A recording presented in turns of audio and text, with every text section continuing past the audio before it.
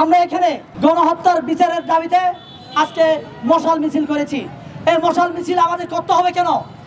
মশাল মিছিল আমাদের না করার আগে এই বিচার হওয়ার কথা ছিল। এই বিচার না হলে আমরা কেউই বাঁচবো না। আমাদের প্রত্যেককে নিশ্চিহ্ন করা হবে, আমাদের তালিকা করা হচ্ছে।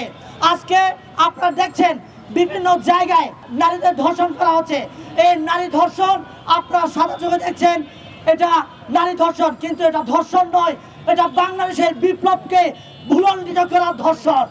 এই ধর্ষণ আমাদের বাংলাদেশের জুলাই বিপ্লবের আন্দোলনকারীদেরকে মেরে ফেলার জন্য, গুম করার জন্য ধর্ষণের একটা পথ মাত্র।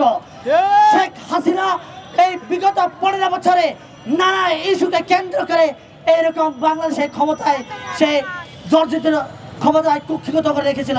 সেই ক্ষমতা কুক্ষিগত করার জন্য আবার ফিরে আসার পায়তারা হিসেবে আজকে বিভিন্ন জায়গায় আপনার খুন, গুম, ধর্ষণ, এমনকি আজকে আপনারা দেখবেন কালো পতাকাবাহী আইএসআই পতাকা নিয়ে আজকে জঙ্গির মতো, উত্থানের মতো বিভিন্ন রাজপথে আপনারা দেখবেন।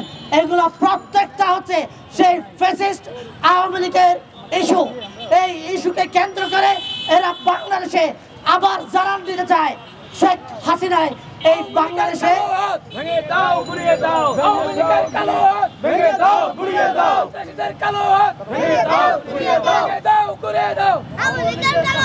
আওয়ামী লীগ মনে করেছে আজকে এই যে বিগত 15 বছর ওরা যেভাবে আমাদের এই বাংলাদেশের নানা ইস্যুর পর ইস্যু তৈরি করে আমাদের আলেম ওলামাদেরকে জঙ্গি ট্যাগ দিয়েছে, আমার হিন্দু ভাইদেরকে আপনার ভারতের ড্র এবং ভারতের দালাল ট্যাগ দিয়েছে।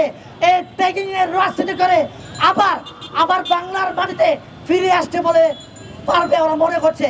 কিন্তু জুলাই মঞ্চের মাধ্যমে আজকে আমরা সেই বিগত 15 বছরে আমাদের বাংলাদেশের প্রাণপ্রিয় আলেম ওলামাদেরকে যে ট্যাগিং দিয়ে, জঙ্গিবাদের ট্যাগ দিয়ে, আপনার রাষ্ট্রদ্রোহিতার ট্যাগ দিয়ে যেভাবে ফাঁসির মঞ্চে ঝুলিয়েছে, সেইভাবে এই জুলাইয়ের বিপ্লবে যারা গুম, খুন, হত্যা করেছে তাদের প্রত্যেককে সর্বোচ্চ শাস্তি না হওয়া পর্যন্ত আমাদের জুলাই মঞ্চের অবস্থান কর্মসূচি অব্যাহত থাকবে।